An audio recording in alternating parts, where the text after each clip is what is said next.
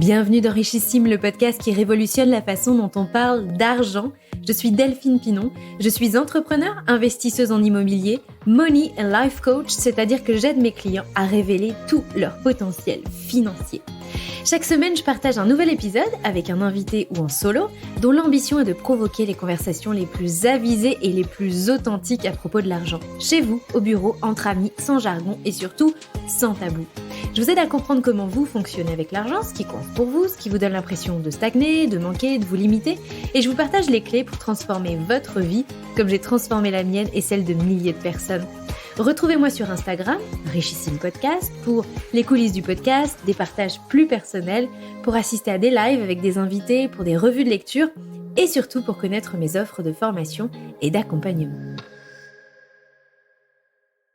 Cet été, je vous propose de découvrir ou de redécouvrir mes plus beaux épisodes des 12 derniers mois dans une série de rediffusions estivales que vous pourrez écouter tout l'été sur la route des vacances, sur la plage, en rando ou pendant la sieste des enfants. J'ai choisi la crème de la crème des épisodes du podcast. Ce sont mes épisodes coup de cœur, ceux que j'ai eu le plus de plaisir à enregistrer et ceux que vous avez eu le plus de plaisir à écouter pour la première fois. A-t-on encore besoin de présenter Olivier Roland ? Olivier est entrepreneur, auteur, conférencier à succès.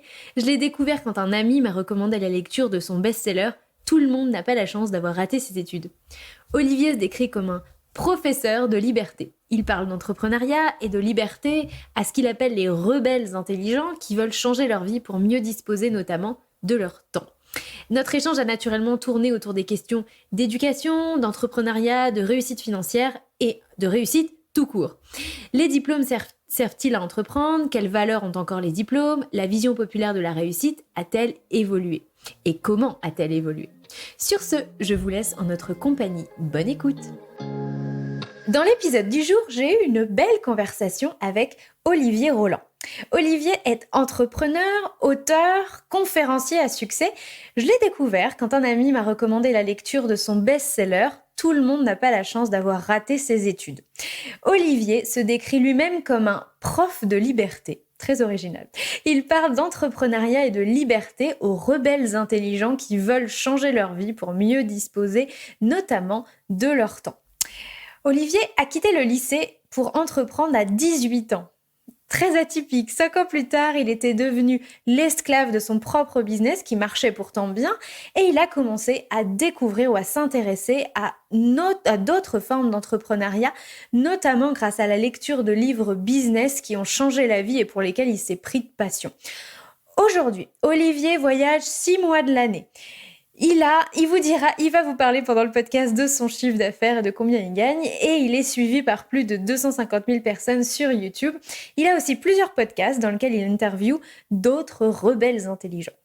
Ensemble, on a à la fois parlé d'entrepreneuriat, de liberté, de réussite professionnelle et du modèle éducatif à la française.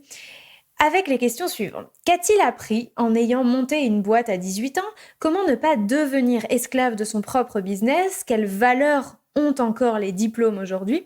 Se dirige-t-on vers un modèle d'université en ligne à la carte ? Ou encore vers quel genre de réussite mènent les longues études ? Sur ce, je vous laisse en notre compagnie et vous retrouve à la fin de cet épisode. Bonne écoute ! Salut Olivier ! Salut Delphine. J'ai lu ton livre il y a à peu près 6 mois et je ne sais pas pourquoi j'ai attendu autant de temps pour te contacter. Je savais que tu vivais à Dubaï, je savais que tu étais loin, je me suis dit, en plus tu fais des conférences, tu voyages à travers le monde, je me suis dit, il va être hyper occupé et tout. Bon, à un moment donné, j'ai pris mon Gmail, je t'ai envoyé un message, tu m'as répondu hyper rapidement. Je suis ravie de t'avoir sur le podcast parce qu'on va parler d'un sujet qui me tient à cœur, je crois qu'il te tient à cœur aussi, qui est l'éducation en lien avec... la réussite financière et tout ce que ça dit dans notre société. Je vais commencer. Comment toi, j'aime bien poser cette question à mes invités qui font plein de choses. Comment toi, est-ce que tu te décris quand on te demande qu'est-ce que vous faites, monsieur Roland, dans la vie ? Ça dépend un petit peu de mon humeur ce jour-là et de la direction du vent, parce que je peux me décrire ce que je fais, mais de tas de manières différentes. Mais j'aime bien résumer en disant que je suis un prof de liberté. Donc Wow. j'enseigne aux autres à être plus libres, que ce soit matériellement, et ça passe en partie par l'entrepreneuriat, même si on peut tout à fait être libre, en tout cas plus libre que la moyenne en étant employé. Mais disons que l'entrepreneuriat, quand c'est bien fait, c'est vraiment une source de liberté qui est sans commune mesure. Et puis, comment être libre dans sa tête, hein, via le développement personnel, comment devenir la meilleure version de soi-même. Parce que par exemple, ça ne sert pas à grand chose d'être libre matériellement, c'est-à-dire par exemple d'être indépendant financièrement ou d'avoir une entreprise au service de sa vie, si à côté tu es addict à Netflix et que tu passes tes journées à regarder des séries, ou que tu es addict, je sais pas, pour prendre un exemple un peu plus dramatique, aux drogues, et que tu te retrouves en réhab parce que tu n'arrives pas à dépasser cette addiction. Enfin, tu vois, ça c'est des exemples un peu extrêmes. Mais on a des tas de petites addictions au quotidien qui peuvent nous pousser à procrastiner, à pas nous focaliser sur ce qui nous rend vraiment heureux, etc., etc. Donc, j'essaie vraiment de partager ces deux volets-là. Alors, j'aime bien m'intéresser à l'enfance ou à la jeunesse de mes invités parce qu'il y a souvent plein de pépites à aller chercher et puis ça aide à comprendre aussi ce que les gens ont tendance à se dire, s'il a réussi, c'est parce que peut-être il y avait des entrepreneurs dans sa famille, ou peut-être parce que il a hérité, ou en fait, on aime bien se dire que les gens qui réussissent avaient un atout que nous on n'a pas, parce que c'est une bonne excuse en général pour ne pas vouloir avancer. Donc moi, je veux comprendre ce qui se passe. J'ai envie de savoir dans quel environnement tu as grandi, où est-ce que tu as grandi et dans quel milieu social à peu près tu as grandi. Alors, là, du coup, je suis un peu le contre-exemple de quelqu'un qui aurait été influencé par sa famille, puisque mes deux parents sont absolument pas entrepreneurs, mais alors vraiment pas du tout. Mon père était éducateur à l'armée du salut. Ensuite, il est devenu facteur et il a été après fait dans le triage de courrier à la poste. Et ma mère a été mère au foyer pendant à peu près 2 décennies. Et après, elle s'est reformée quand elle avait 40 ans. Et elle est devenue éducatrice pour des gens qui sont analphabètes, en fait. Typiquement, des migrants qui arrivent en France et qui ne savent pas parler, écrire le français. Donc, elle leur enseignait le français. Donc, tu peux voir vraiment des profils pas du tout entrepreneurs. J'ai quand même alors, mes 4 grands-parents, eux, avaient un profil un peu plus comme ça, puisque j'ai un grand-père qui était plombier, couvreur, chauffeur. Donc lui, c'était un vrai artisan, bosseur à fond. Et les 2 autres grands-parents étaient commerçants. Ils avaient une petite boutique de vêtements dans le Pas-de-Calais. Donc voilà. Après, je passais plus de temps avec mes parents qu'avec mes grands-parents. Je ne saurais pas te dire exactement quelle influence mes grands-parents ont eu sur moi. Mais disons que... Voilà, j'ai une relation très conflictuelle avec mon père pour des tas de raisons, et je me disais que mon père, c'était la personne que je voulais pas devenir, tu vois. Alors ça peut paraître un peu dur de dire ça, mais c'était la vérité, hein. Et du coup, c'est pas parce que je me suis pas dit lui il empêche de devenir entrepreneur, pas du tout, mais en tout cas je savais que je voulais pas réussir, enfin je voulais pas passer par le chemin par lequel il est passé, et ça m'a peut-être donné une sorte d'énergie rebelle, si tu veux, qui m'a poussé très tôt à remettre en cause l'autorité, à m'interroger sur le bien fondé, la pertinence plutôt de ce que on nous enseignait, et à interroger beaucoup les choses, aller un peu derrière les choses qu'on nous assénait dans le système scolaire et tout ça. Dans les gens que j'accompagne, je me rends compte que ça, c'est un truc qui revient régulièrement. C'est la personne dans ton entourage qui te motive à sortir de ta condition, soit parce que tu te dis « je ne veux pas avoir la même vie de merde que cette personne », soit parce qu'au contraire, cette personne, elle a une vie extraordinaire et que tu te dis « je veux avoir une sorte de vie un peu pareille ». Mais souvent, dans notre entourage, on a un peu cette personne-là qui est autour de nous, et j'ai l'impression que ça aide. En tout cas, toi, ça t'a aidé. Moi, j'ai toujours dit que cette relation conflictuelle avec mon père a été une grande bénédiction, parce que ça me donnait une énergie énorme que peu de gens ont, et que au moins quand tu sais ce que tu veux pas devenir, ça résout la moitié de l'équation. Après, tu sais à peu près vers quelle direction générale aller. Tu vois. Et après, voilà, je ne veux pas non plus jeter la pierre à mon père qui est dépressif. Il y a des tas de choses qu'il n'a pas pu contrôler, tout ça.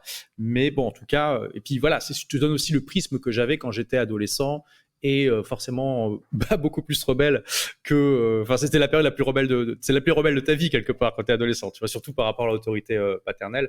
Et tu vois, je lisais récemment le dernier livre de Robert Greene, Les lois de la nature humaine, et il disait que les gens qui ont un conflit avec l'autorité parentale, et notamment leur père, en général, deviennent des rebelles. Et quand je sais, je me dis, bah oui, c'est exactement ce qui s'est passé avec moi, tu vois. Donc, je suis quand même conscient de certains déterminismes, mais en tout cas, voilà, c'était pas par l'exemple, c'était plutôt par le contre-exemple que j'ai été influencé. Exactement. Et moi, j'ai regardé il y a pas longtemps, je suis sûre que tu l'as vu, le documentaire de Tony Robbins, I Am Not Your Guru. Il est sur Netflix et on le suit pendant un séminaire de 6 jours. Et c'est pareil, il dit en fait, mais je remercierai jamais ma mère autant. Elle était dysfonctionnelle, elle me frappait, j'ai été abusée. Parce qu'effectivement, elle lui imposait des choses qui étaient extraordinaires, elle était addicte aux drogues, etc., etc. Elle m'a dit, en fait, je ne serais jamais qui je suis si elle n'avait pas été dans ma vie. Donc, je lui dois en partie d'être la personne que j'ai réussi à construire grâce à elle. Donc, c'est vrai que... Et il y a souvent ce truc, tu vas retrouver deux personnes qui ont le même parent vont pouvoir te dire, en fait, Tony Robbins est comme ça parce qu'il a cette mère-là, et puis peut-être s'il a un frère ou une sœur, peut-être lui aura un destin complètement différent et il donnera la même explication, mais en fait c'est parce que j'avais cette mère-là que moi-même j'ai été dépressif, que moi-même j'ai été drogue addict, etc., etc. Donc c'est fou comme ça peut créer des parcours extraordinaires, mais ça peut aussi créer malheureusement une sorte de reproduction dans les schémas qui sont pas top. Je pense qu'au final, on est libre de choisir ses réponses à ce genre d'événements. Tu vois, c'est ce que dit Viktor Frankl dans son livre Man's Search for Meaning, la recherche du sens. Finalement, je sais plus comment il a été traduit en français. Ah oui, en français, c'est un nom absolument infect. C'est genre la logothérapie, un truc comme ça. Enfin bref, donc c'est un livre fondamental. Viktor Frankl, c'est un rescapé d'Auschwitz, un psychiatre autrichien qui a expliqué que Auschwitz, il a vu des gens qui arrivaient en super santé, qui mouraient au bout de 2 semaines, et d'autres, il n'aurait pas parié un centime dessus, et 3 ans plus tard, ils étaient toujours là. Et en gros, il a dit la différence entre ces gens-là, c'est simplement est-ce qu'ils trouvaient une signification à leur vie, est-ce qu'ils arrivaient à garder un sens à leur vie, en fait. Et aussi, il dit dans ce livre un truc intéressant, c'est qu'il dit que finalement, ce qui sépare l'être humain de l'animal, c'est que quand un animal a un stimuli, il choisit pas sa réponse, il a le stimuli, il agit. Tu vois, un chat, il voit une souris passer, il va pas se poser la question de est-ce que je lui saute dessus ou pas, il lui saute dessus, c'est tout quoi. Un chien, il voit une femelle en chaleur, il se pose pas la question de alors est-ce que je vais lui parler, machin. Non, il lui saute dessus puis c'est fini. Ok. Il y a pas de réflexion en fait, c'est automatique. Ce qui différencie l'être humain de l'animal, c'est que tu vas ressentir aussi le stimuli. Donc tu vois, je sais pas, une belle femme passer, tu te sens attiré, tu vas pas forcément lui sauter dessus parce que tu vas te dire ok, déjà est-ce que je suis célibataire, est-ce que je peux lui parler, machin. Enfin, tu vois, tu es capable de choisir ta réponse au stimuli. C'est ça qui nous différencie des animaux. Et d'ailleurs, tu peux très bien aller en faire carrément une vie. Par exemple, tu as des religieux qui décident d'être célibataires toute leur vie. Est-ce que ce sont des gens qui n'ont pas de désir sexuel? Bien sûr que non. Bien sûr qu'ils ressentent les mêmes désirs que tout le monde. Simplement, ils choisissent de ne pas répondre aux stimuli. Donc, ça montre le pouvoir qu'on a par rapport à ces choses qui s'imposent à nous. Et du coup, c'est la même chose quand tu es dans ce genre de situation. Tu peux l'interpréter de 1000 manières différentes. Tu peux l'utiliser comme source d'énergie, au contraire, comme source de démotivation. Et je pense que c'est une des clés du succès, c'est de savoir choisir ses réponses à ces stimuli-là de la manière qui va justement t'apporter le plus d'énergie, le plus de liberté et le plus de possibilités aussi. Du coup, tu as grandi dans un milieu modeste, on peut le dire, parce que pendant un moment, il n'y a eu qu'un seul salaire, si je comprends bien. Donc, ton père travaillait, ta maman était au foyer. Alors, je vais quand même dire modeste plus, parce que mes parents, en tant que tels, ils étaient très modestes. C'est classe moyenne inférieure, on va dire. Mais c'est vrai que comme mes grands-parents étaient plutôt classe moyenne bien aisée, puisque commerçants, artisans, ils aidaient quand même mes parents. Par exemple, on vivait dans une belle maison dans le centre-ville de Lille, qui était, alors que mes parents louaient à mes grands-parents, mais pour un prix qui était sponsorisé, si tu veux. Donc, l'un dans l'autre, j'ai pas non plus été dans la pauvreté. Enfin, on n'était pas dans l'aisance non plus, tu vois. Par exemple, j'ai jamais été au sport d'hiver parce que c'était trop cher pour mes parents, tu vois. Donc, j'ai eu une sorte de mix entre vraiment plutôt pauvre, mais avec quand même des avantages, tu vois. Mais l'un dans l'autre, je me plains pas. Ça allait, quoi, ça allait. Et l'argent était un sujet plutôt facile dans la famille? Parce que tu vois, tu disais effectivement que tes parents étaient entre guillemets sponsorisés. Enfin voilà, il y avait quand même une aide de la part des grands-parents. Tu te souviens de conversations? Tu te souviens de ce qu'on disait? Tu te souviens de son rapport à la richesse? Tu te rappelles de ces choses-là? Je pense qu'il parlait quasiment jamais d'argent. Je réfléchis, mais c'est pas... On parlait jamais d'argent, on parlait pas trop d'entrepreneuriat non plus. Tu vois, j'avais fait une vidéo sur ma chaîne où j'essaie de retrouver un peu mes influences et ce qui aurait pu me pousser. J'essaie de faire du rétro-engineering parce que voilà, j'ai arrêté l'école à 18 ans pour créer ma première boîte à 19, pour essayer de trouver toutes ces influences qui m'ont poussé à créer ma boîte aussi jeune. Et j'en ai trouvé deux fondamentales. Alors, une troisième qui est plus, je ne sais pas trop, c'est mes grands-parents dont je t'ai déjà parlé parce que j'ai du mal à quantifier l'influence qu'ils ont eue sur moi. Mais par contre, il y en a deux qui sont claires, mais bon, voilà, elles sont ce qu'elles sont. Il y a Picsou. Non. Picsou, que moi j'adorais les aventures de Picsou. Mais non, mais quand tu réfléchis au dessin animé et au contenu que tu consommes en tant qu'enfant et préado, bah, qu'est-ce qu'il y a comme exemple d'entrepreneur qui a réussi?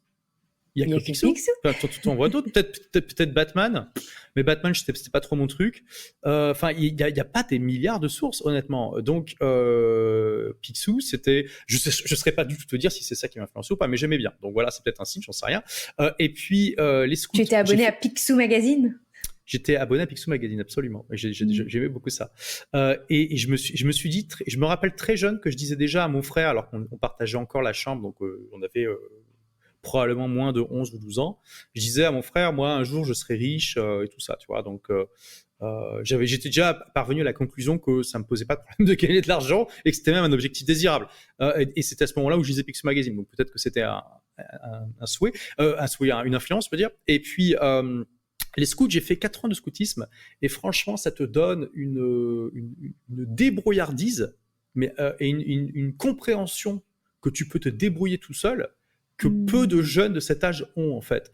Pour donner un exemple, tous les ans, on faisait un grand camp de 15 jours dans un coin complètement perdu de la France, du genre la Creuse, tu vois, ou la Haute-Savoie. Et pendant ce grand camp de 15 jours, il y avait 3 jours où on partait en patrouille, donc patrouille c'est 5-6 personnes, on avait entre 11 et 14 ans. Hein. Le chef de patrouille, il avait 14 ans, et on devait déterminer par nous-mêmes notre itinéraire. On faisait quelque chose comme 20 km de marche tous les jours avec notre sac. On avait eu un peu d'argent dans la poche que les chefs nous avaient donné, et on devait se débrouiller. On ne savait pas du tout où on allait dormir. Enfin, on savait dans quel village ou lieu-dit on allait se retrouver, mais on ne savait pas où on allait dormir, on ne savait pas comment on allait se débrouiller, on ne savait pas comment on allait trouver notre chemin. C'était bien avant les téléphones et le GPS et tout ça.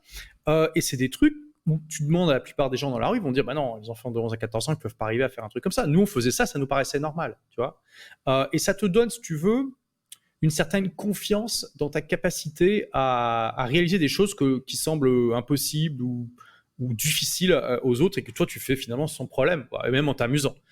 Donc voilà, c'est les deux grandes influences que j'ai pu trouver. Il y en a peut-être d'autres, mais voilà. J'aime bien l'état d'esprit, ça m'a toujours attiré. J'ai jamais fait de scoutisme, ça m'a toujours été attiré, et encore plus adulte, je me dis, il y a vraiment quelque chose dans le scoutisme, dans ces valeurs de... Il y a la débrouillardise, mais il y a une forme de dénuement. Il y a, ok, quitter toi avec pas grand-chose, comme on dit vulgairement, t'habiter ton couteau. Tu sais, c'est ok. Et puis c'est le plaisir d'être juste ensemble avec pas grand-chose et tous ces moments, voilà, de partage, de cohésion. Et en fait, je crois la vie nous amène quasiment jamais à être dans ces situations-là. C'est un peu comme, tu vois, tu vas aller dans une émission un peu particulière, tu vas aller dans Koh-Lanta et là, t'es dans un dénuement extrême et là, tu reconnectes avec toi-même. Mais en vrai, dans le quotidien, on n'a jamais tellement l'occasion d'être dans ces situations-là. Donc, ça me parle très fort. Tous les gens qui font du scoutisme et qui écoutent. Oui, puis dans ces gros camps, tu vois, voilà, on était sans électricité, on devait aller chercher l'eau souvent assez loin, on allait dans la forêt, on coupait des arbres, on en faisait des tables. Hein. Enfin, je veux dire, t'apprenais à te débrouiller, quoi. C'était sympa, puis tu t'apprenais à faire à manger sur un feu de bois, à faire du feu, quelles que soient les conditions météo, même sous un torrent d'eau, parce que si tu fais pas de feu, tu peux pas cuire ta bouffe et t'as pas de chaleur, donc c'est comme tu veux, mais voilà, au bout d'un moment, tu te bouges les fesses, etc., etc. Donc toi, t'étais pas vraiment un premier de classe? Alors, j'étais pas trop mauvais à l'école jusqu'à peu près en 4e. C'est à partir de la 4e que mes résultats ont commencé à s'effondrer pour différentes raisons. c'est que, bah, typiquement, voilà, c'est la plus grande raison, c'est que je commençais voilà, c'est la puberté, l'adolescence, tout ça, et que là, j'ai commencé à être très timide, à devenir asocial. Et la quatrième, j'étais même le souffre-douleur de la classe, qui n'est jamais une bonne situation, n'est-ce pas? Et puis, j'ai commencé à m'emmerder à l'école, en fait, tout simplement, au point où j'ai redoublé ma seconde. Et puis finalement, après ma première littérale, j'ai décidé d'arrêter l'école pour créer ma première boîte, parce que vraiment, le système scolaire, c'était pas fait pour moi. Tu en gardes encore des stigmates du harcèlement scolaire? Il y a des choses qui... Ça a aussi été un moteur supplémentaire pour toi? Encore une fois, tu sais, on en revient à la conversation de tout à l'heure, c'est-à-dire, tu peux faire ce que tu veux du harcèlement scolaire. Tu peux en faire un moteur extraordinaire pour voilà, accomplir des grandes choses et faire un pied de nez un petit peu à cette époque de ta vie, où tu peux aussi garder un stigma de manque de confiance en toi à jamais, et ça va t'empêcher de faire plein de choses, quoi. Bon, j'ai beaucoup travaillé sur. J'étais très timide et peu social. J'ai beaucoup travaillé là-dessus. Aujourd'hui, ça va, hein. Mais j'ai un petit fond de timidité encore. Mais bon, la plupart des gens, quand je leur dis que je suis un ancien timide, ils y croient pas. Donc, puis voilà, je veux dire, j'ai donné des conférences devant 1500 personnes. J'ai fait des trucs qui forgent, tu veux, qui font qu'au bout d'un moment, voilà, parler à des gens quand il y a moins de 100 personnes, c'est rien, quoi. Tu vois, j'exagère un peu, mais voilà. Donc, mais par contre, enfin. C'est sûr que c'était pas facile pour moi de vivre ma timidité, surtout, voilà, je veux dire, j'étais un vrai geek, hein, donc, enfin, et d'ailleurs, c'est pas pour rien, c'est ce que je dis toujours, tu vois, je me suis mis dans l'informatique parce que finalement, ma première boîte, c'était une boîte d'informatique. Pourquoi j'ai créé ma boîte aussi jeune? C'est parce que j'avais développé des compétences en informatique. Et pourquoi j'ai développé des compétences en informatique? Parce que en tant que timide geek, asocial, de timide, voilà, de geek timide, enfin, plutôt de timide d'abord, je me suis réfugié comme beaucoup de gens timides dans l'informatique. Pourquoi? Parce que c'est un milieu, c'est un domaine plutôt qui a deux grands avantages. Un, il est fascinant et ultra profond et tu peux passer ta vie dedans et continuer à apprendre des trucs. Et deux, il demande pas d'interaction humaine. Donc pour les gens timides, c'est parfait, tu vois. Et donc j'ai acheté mon premier PC à 15 ans, c'était le meilleur investissement de ma vie. Et donc ça m'a permis de développer ces compétences-là. Donc bon, voilà, ça répond en partie à ta question, c'est que ce côté un peu asocial dans le sens d'un peu exclu, différent, ça m'a aussi poussé à cultiver des hobbies qui m'ont servi plus tard. Et aussi, ça m'a... Je sais pas si... Qu'est-ce qui a commencé, tu vois, c'est un peu le problème de l'œuf et de la poule, mais ça t'aide à cultiver aussi une certaine originalité dans ta pensée et à essayer de penser par toi-même plutôt que de trop te laisser influencer par le groupe. Et ça, c'est clairement, voilà, cette compétence-là, plus la compétence de l'informatique, c'est des compétences qui me servent encore aujourd'hui et qui vont me servir jusqu'à la fin de ma vie. Donc, clairement, je suis très content de ça. Et quelque part, tu regardes le parcours de beaucoup de gens qui ont réussi et qui ont créé des choses un peu différentes. Tu vois que c'est souvent une expérience assez classique, que pendant l'adolescence, ça s'est pas super bien passé, que tu étais le souffle-douleur de la classe. Bon, l'exemple le plus connu, c'est Elon Musk. Alors, bien sûr, j'en suis pas du tout à son niveau, mais c'est pour dire qu'il y a des faisceaux d'indices qui vont dans le sens qu'il y a une certaine corrélation entre se sentir un peu pas très bien intégré à l'adolescence et pouvoir développer une pensée un peu plus originale, essayer des trucs en dehors de la boîte, créer son propre chemin, etc., etc. Et que finalement, c'est un prix à payer, tu t'en rends compte avec le recul, et qui t'amène quand même beaucoup de choses. Je pense aussi, après, c'est peut-être plus pour les hommes dans ce cas-là, mais quand du coup j'avais pas de succès du tout avec les filles, ce qui forcément quand t'es adolescent est un peu chiant quand même, puisque c'est là où t'as les hormones en ébullition et tout ça, et puis donc peut-être que ça donne aussi une énergie parce que tu veux devenir une meilleure version de toi-même pour être plus séduisant et finalement plaire au sexe opposé. Et je pense que c'est une énergie chez pas mal d'hommes qui les pousse à faire ce qu'ils font, et que les hommes qui ont du succès trop facilement avec les femmes trop tôt, parce que génétique, eux ils n'ont pas eu de problème avec leur père, donc ils sont confiants en eux et tout ça, ça peut être une malédiction entre guillemets, déguisée, parce que du coup ils vont être moins motivés pour se bouger les fesses. Tu vois ce que je veux dire? Bon, ça c'est juste une hypothèse, mais voilà, c'est juste pour essayer de trouver un peu. J'aime bien je prends l'hypothèse. Est-ce que tes parents souhaitaient que tu fasses des grandes études ou pas? Mes parents... Ou ça leur importait non, peu? mes parents là-dessus, ils ont toujours été très cool. Ils m'ont toujours dit, tu fais ce que tu as envie de faire, quoi. Ça, c'est bien. Ils m'ont pas dit, il faut que tu sois médecin, avocat et tout ça. Bon, en même temps, j'ai toujours été... si tu demandes à ma mère, elle va dire, Olivier, de toute façon, dès 2 ans, il en faisait qu'à sa tête. Hein. Donc, voilà, j'ai toujours été assez indépendant. Et voilà, mais donc, ils m'ont pas poussé à faire quoi que ce soit. C'est sûr que par contre, quand je leur ai dit, écoute, j'aimerais, voilà, moi, je me vois pas continuer mes études, j'ai un bac-2, mais je vais créer ma boîte. Bon, bah, ils ont un peu froncé les sourcils, ce qui se comprend quand même. Et par contre, voilà, en fait, moi, je leur ai dit, de toute façon, moi, j'aime pas l'école, j'ai des très mauvais résultats. Dans le pire des cas, si ça marche pas, je reviens dans le système scolaire. Au moins, je vais tester, quoi. Et j'ai été persuasif. Et puis, honnêtement, dans ma tête, ils rentraient pas trop dans l'équation parce que j'allais le faire de toute manière, quoi.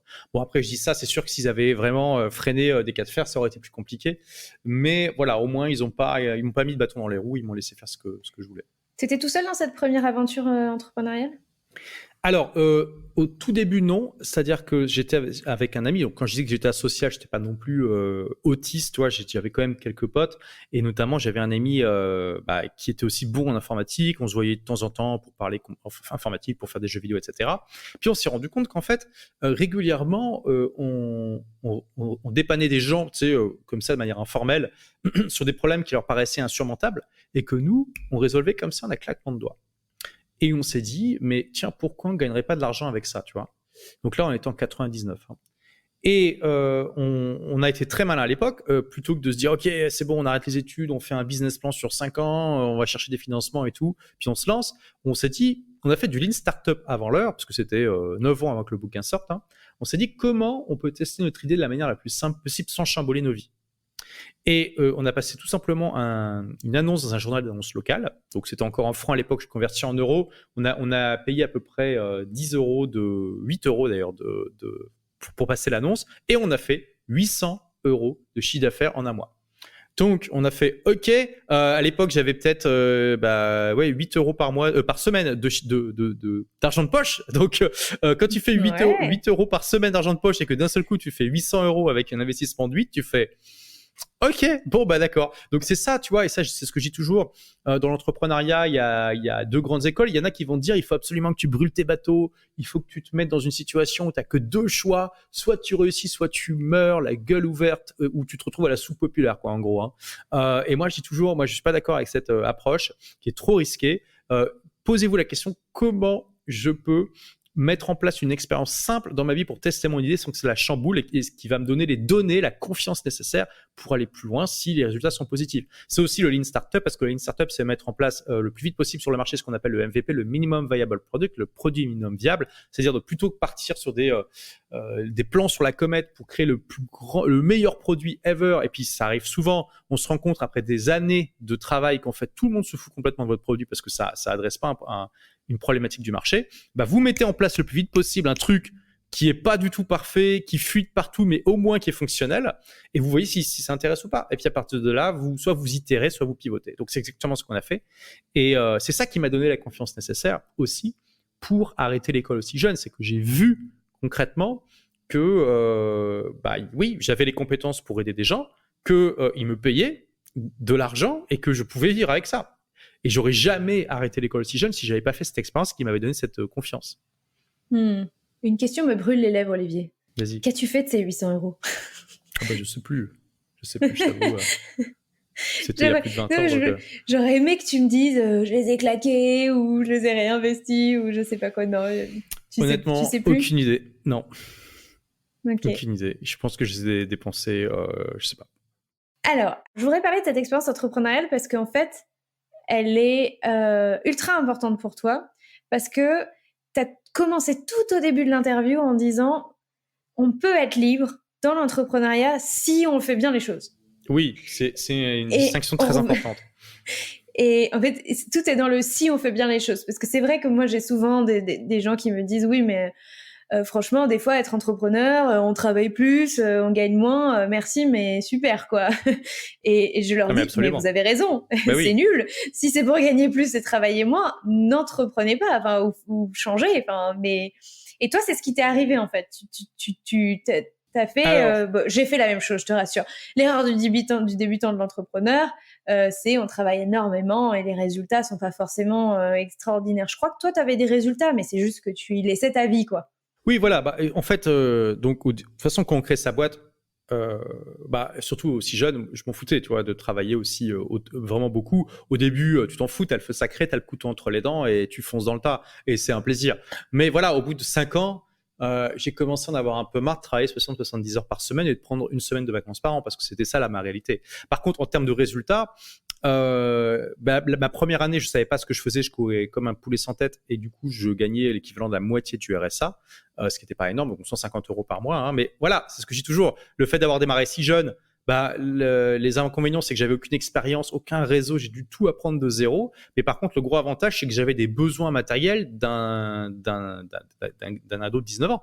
Donc en gros, je vivais dans une petite chambre d'étudiant de 13 mètres carrés, j'allais faire mes courses à Lidl et c'était très bien parce que finalement tous mes copains, ils faisaient exactement la même chose, sauf qu'eux ils faisaient des études mais ils avaient les mêmes moyens que moi, donc c'était pas très grave. Mais très vite en fait, dès la deuxième année, je me suis payé le SMIC, ce qui était déjà bien plus que quasiment tous mes potes de l'époque. Et puis très vite, je suis arrivé à 2000 € par mois, ce qui pour moi était déjà énorme. Je me rappelle très bien que j'avais dit, quand j'ai dit à mes parents, tiens, maintenant je suis à 2000 € par mois, ils m'ont dit tous les deux, ah bah tiens, tu gagnes déjà plus que le meilleur salaire qu'on a fait dans notre vie, tu vois. Et j'avais 21 ans, tu vois. Donc pour moi déjà, c'était exceptionnel, tu vois, parce que je partais de ces trucs-là où mes parents gagnaient, ils gagnaient le SMIC ou juste un peu au-dessus, tu vois. Donc c'était déjà énorme. Et puis c'était 2000 € en 2002, donc c'est un peu plus qu'aujourd'hui. Je sais pas, il faudrait calculer l'équivalent. C'est peut-être l'équivalent de 2500 ou plus aujourd'hui. Par contre, quand tu travailles 70 heures par semaine, tu fais le calcul horaire et là tu te rends compte que tu es en dessous du SMIC. Hein. Donc là, ouais. C'est ce que les cadres aussi qui travaillent au forfait, etc. Genre, je suis bien payé et tout. Ah ouais, divise ton salaire par le nombre d'heures que tu travailles, mais aussi les temps de trajet, mais aussi le repos, parce qu'en fait, tu passes la moitié de ton week-end à te reposer de ta semaine, etc. Et vois combien t'es payé à l'heure et tu verras si c'est toujours super chouette. Et je ne veux pas citer de nom, mais je connais beaucoup de cadres dans mon entourage qui en fait se rendent compte qu'ils sont à peine, en fait, qui gagnent la même chose que des personnes qui travaillent chez McDonald's ou des personnes qui font des ménages, etc., en taux horaire.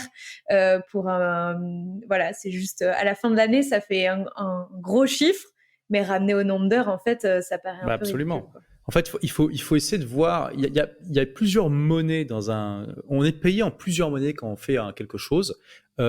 Et la monnaie que tout le monde regarde, c'est l'argent, mais il y en a d'autres. Tu as le temps que ça te donne aussi. Ça, c'est une monnaie. Et tu as l'énergie que ça te laisse pour faire d'autres choses. Ça sert à quoi de gagner de l'argent si tu n'as pas le temps et l'énergie pour l'utiliser pour te rendre plus heureux, tu vois. Et ça, la plupart des gens sont complètement aveugles à ça. C'est une des choses que j'enseigne, tu vois, de regarder de manière multidimensionnelle ce que ça t'apporte, ton activité, quoi. Bon, et donc finalement, moi, tu vois, au bout de 5 ans, je me rends compte que j'ai quand même un déséquilibre non négligeable entre ma vie pro et perso et que finalement, ça m'embête un peu. Et c'est là que je me rends compte, et ça a été un choc, que cette entreprise que j'avais créée pour devenir libre était en fait devenue une prison que je m'étais construite moi-même. Parce que c'était ma seule source de revenus.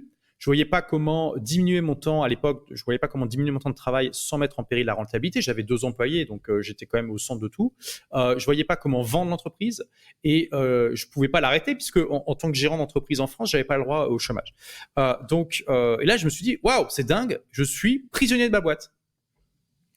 Même si demain j'ai envie de l'arrêter, je peux pas. Ou alors je peux, mais j'ai plus de source de revenus, ce qui est quand même dommage. Donc, et là, ça a été un choc, tu vois. Et je me suis mis en quête de solutions pour m'échapper de ce paradoxe. Et j'ai fini par en trouver. Donc, à l'époque, je pensais que ma situation était un peu unique, que j'étais un peu con finalement. Et puis, je me suis rendu compte au fur et à mesure qu'en fait, c'est la situation par défaut de la très grande majorité des entrepreneurs. Ils créent une boîte pour devenir libres et se retrouvent prisonniers de leur propre entreprise. Et en fait, voilà, donc c'est pour ça que je précise toujours, l'entrepreneuriat, ça peut être un super tremplin pour être plus libre si on fait les choses bien, et le si est très important, comme tu l'as noté.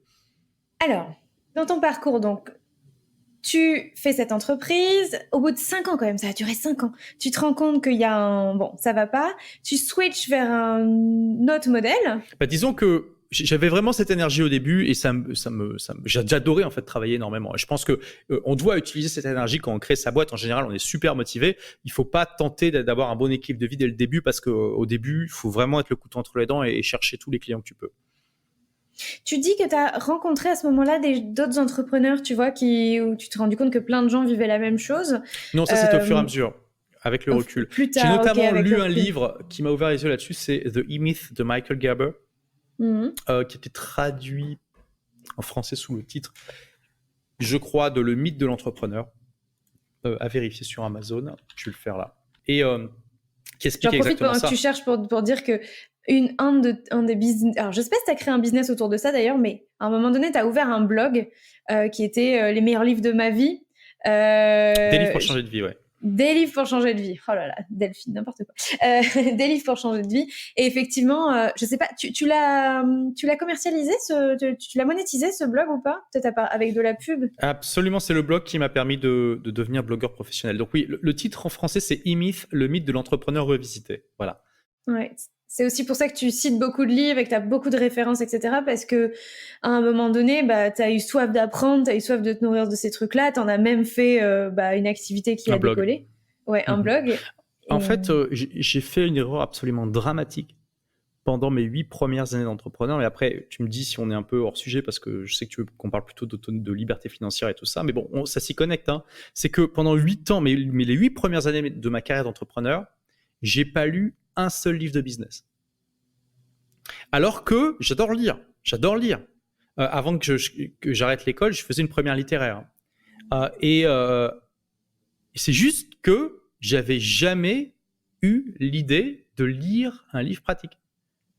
Et j'ai commencé, j'ai lu La semaine de 4 heures, j'ai lu The E-Myth, et là je me suis dit, j'ai lu 2 livres, ces 2 livres-là m'ont mis une baffe chacun, donc j'avais les 2 jours rouges, tu vois, en 15 jours, et parce que ils ont complètement remis en question ma façon de voir un métier que je pratiquais depuis 8 ans, à savoir être entrepreneur.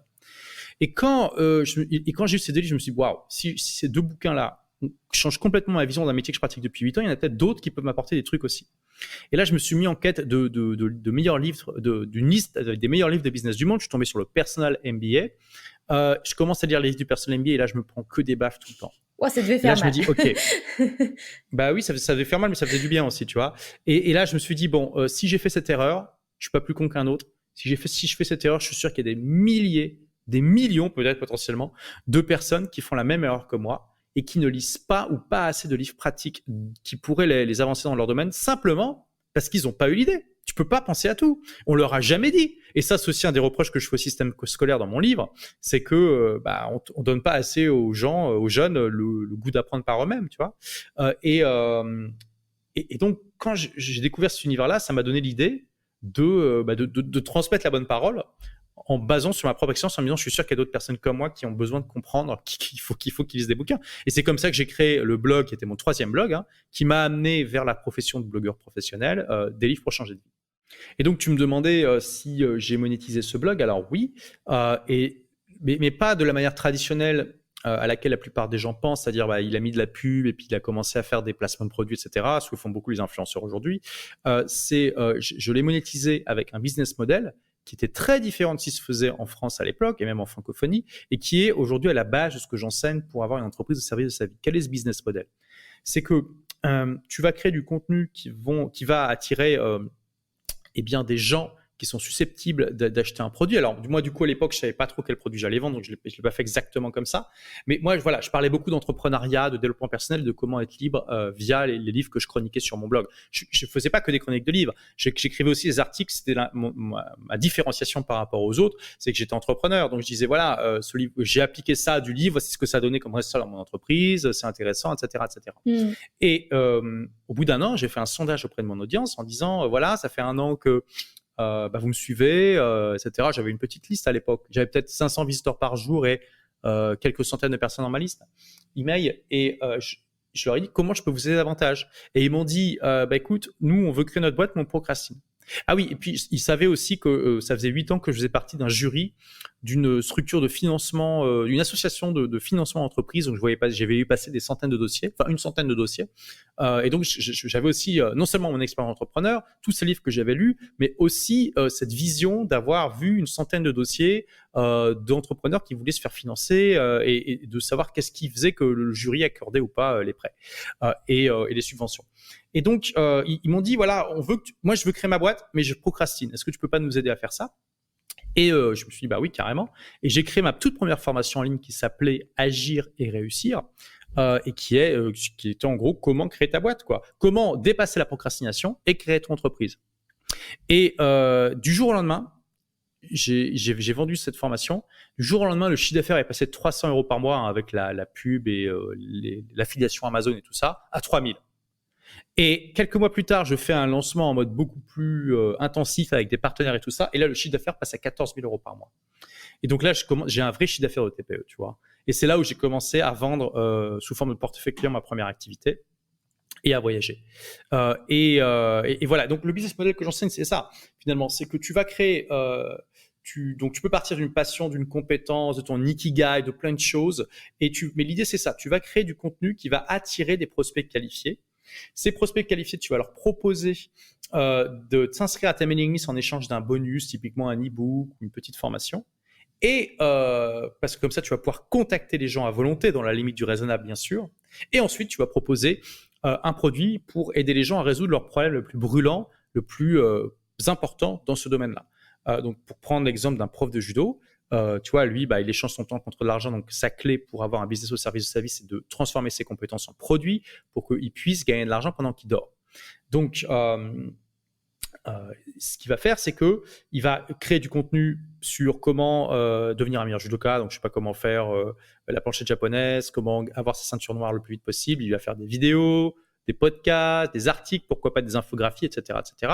Forcément, ça attire des gens qui sont intéressés par le judo, sinon ils ne seraient pas là. Ensuite, il dit, merci d'être là. Si vous voulez recevoir gratuitement mon livre « Comment avoir sa ceinture noire en 2 ans », je dis n'importe quoi, dites-moi simplement avec l'adresse email, je dois vous l'envoyer. Hop, du coup, ça devient un prospect. Il peut s'inscrire, vous pouvez le contacter à volonté. Et ensuite, vous allez pouvoir proposer une formation, un workshop, un livre payant, vous pouvez avoir même des produits physiques, des kimonos, etc., pour devenir un meilleur judoka. Et ça peut paraître délirant là, parce que l'exemple que je prends, on se dit mais c'est pas possible d'enseigner le judo sur le web. Bien si, c'est possible.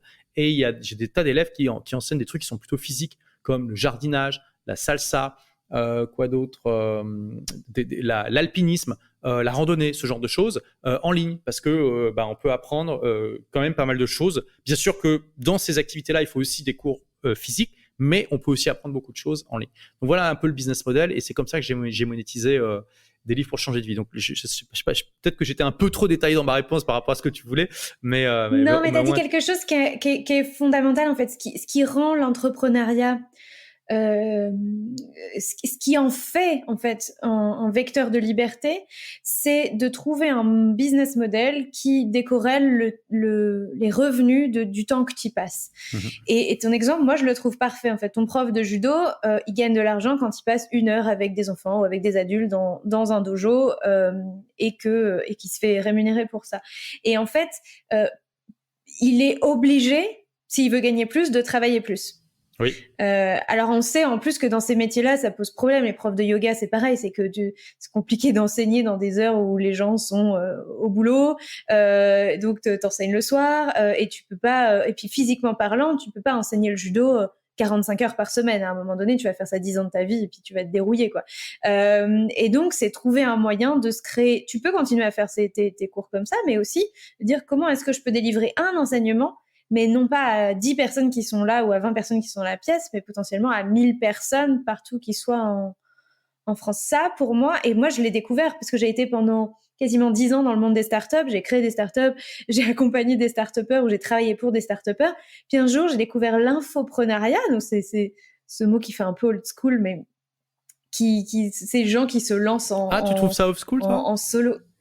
Ouais, j'ai l'impression que c'est un peu old school, mais bon. Tu dirais quoi, alors ? Ça fait un peu... je l'utilise quand même, je te rassure. Non, mais du coup, qu'est-ce que tu utiliseras à la place, du coup, pour avoir l'air plus... Non, c'est le mot, en fait, je sais pas, j'ai l'impression qu'on a essayé de franciser un truc, mais en fait, c'est... Enfin, bon, bref. Okay. Mais en tout cas, tu vois, en me disant, ok, d'accord, donc il y a des gens qui... Quand t'es start-upper, en fait, tu veux créer la plus grosse boîte possible, les plus grosses levées, le maximum d'employés possible. Ça vient avec son lot d'emmerdes. Et tu peux monter très haut, mais il y a aussi plein de start-upers qui vivotent ou qui restent à des niveaux. Voilà, on crée pas beaucoup de licornes en France. Et en fait, je me suis rendu compte qu'il y avait un monde de gens qui voulaient gagner plus tout en travaillant moins. Ce qui est pas du tout le cas du start-upper en général, qui est plutôt un bourreau de travail. Et je me suis dit, mais ça, c'est extraordinaire. Moi, je veux faire ça. Je pense que le start-upper, il y en a pas mal qui veulent au bout d'un moment pouvoir être un peu plus relax, mais ce qu'ils voient, en fait, c'est l'exit, quoi. C'est OK, j'ai bossé comme un fou pendant 5 ans, et puis après, je vais revendre des millions, des dizaines de millions, et je serai tranquille. Donc, ils ont... Et je deviendrai business angel Voilà, et puis j'irai... et je fais des millions sans trop bosser. Donc, il y en a beaucoup qui ont finalement Ouais. cette vision, mais ils n'ont pas la même priorité. Et ils se disent d'abord, il faut que je rage comme un malade, quoi. Mais effectivement, l'infoprenariat, de toute façon, il faut toujours bosser au départ, hein, ça c'est sûr. Mais l'infoprenariat, ça permet d'arriver à un résultat similaire plus vite quand c'est bien fait. Alors, peut-être pas des millions, mais en tout cas, suffisamment de revenus pour être tranquille. Et effectivement, quand c'est bien fait, là, tu peux vraiment avoir un business au service de ta vie. Il faut dire aussi que quand tu as un business comme ça de contenu sur le web, en fait, tu peux automatiser tout type de business. Quand tu regardes McDonald's, par exemple, c'est un restaurant de burgers. Il n'y a pas plus banal et plus physique comme business model. Mais ça a été tellement systématisé et mis en procédure que l'inventeur de McDonald's, enfin pas l'inventeur, mais du coup Ray Kroc, celui qui l'a développé, même les frères McDonald's, ils en avaient fait un business qualité de vie, quoi. Ils pouvaient ouvrir des nouvelles franchises en recrutant des gens, et puis ils n'avaient pas besoin d'être là tout le temps en permanence pour gérer le truc, et puis le système tournait un peu tout seul sans eux. Donc c'est possible, mais quand tu as un business sur le web, c'est beaucoup plus facile, parce que c'est ce que je dis toujours, quand tu fais une vidéo et que tu la publies sur YouTube, et c'est valable aussi pour un podcast et un article, à chaque fois que tu crées du contenu, tu crées un clone de toi-même qui va travailler gratuitement pour toi 24 heures sur 24, 7 jours sur 7, pendant les années à venir. Et donc, tu te crées une armée de clones qui bossent pour toi gratos. C'est quand même incroyable, quand même. C'est marrant cette vision. Je m'étais jamais dit ça, qu'effectivement, à chaque fois que je sortais un contenu, en fait, oui, je sais. En plus, les gens m'écoutent le jour, la nuit, des moments où tu vois ce podcast, je suis sûr que dans 5 ans, tu as des gens qui l'écouteront et on aura déjà oublié qu'on l'a fait. Tu vois ce que je veux dire ? Et cette quantité de travail qu'on a fait là, à l'instant T, qui est de 1 heure, 1 heure et demie, elle continuera à payer dans les mois et les années à venir. Et elle va continuer pour toi, et peut-être pour moi aussi, à amener des visiteurs, des prospects, des clients.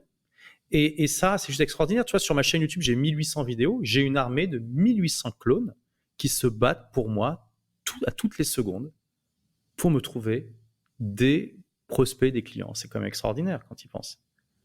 Tu as utilisé un mot que j'aime bien, c'est le mot système.